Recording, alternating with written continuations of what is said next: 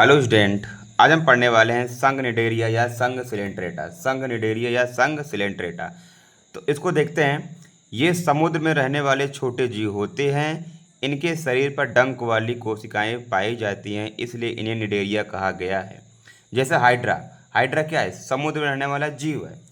अब इसके अंदर देखो बहुत सारे टेंटिकल्स यानी डंक वाली कोशिका, बहुत सारे टेंटिकल्स पाए जाते हैं, इसलिए इसको कहाँ पर रखा गया है? संघनिडेरियम रखा गया है, क्योंकि इसके पास टेंटिकल पाया जा रहा है। अब इसके लक्षण देख लेते हैं संघनिडेरिया के, कि इनका शरीर संगठन ऊतक स्तर का होता है। यानी हाइड्रा हाइड्रा का जो शरीर है ऊतक स्तर का है, यानी कोशिकाएं आपस में मिलकर ऊतक बनाती हैं, लेकिन अंग का निर्माण नहीं करती हैं, इसलिए इसका शरीर कैसा है? ऊतक स्तर का है। अब सेकंड देखते हैं, इनका शरीर अरीय सममित होता है, यानी इनके शरीर को हम कई तलों में काट सकते हैं। इनका शरीर कैसा होता है? अरीय सममित होता है। पॉइंट नंबर थर्ड है, कुछ स्थानबद्ध तथा कुछ मुक्त प्लावी होते हैं।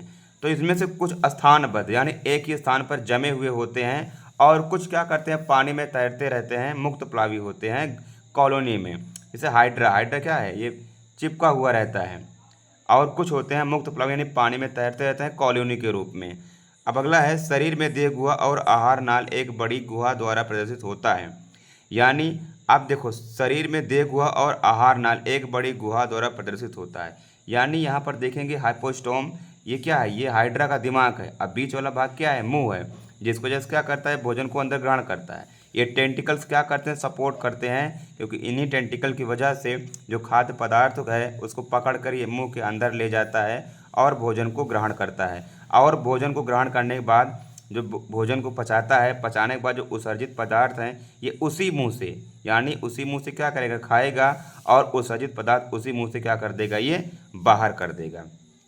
अगला पॉइंट है, अलैंगिक प्रजनन मुकुलन द्वारा होता है। देखो यहाँ पर क्या निकला है? बड निकला है, यानी मुकुल निकला है। तो ये क्या होगा? ये टूट कर एक नए हाइड्रा के रूप में कन्वर्ट हो जाएगा।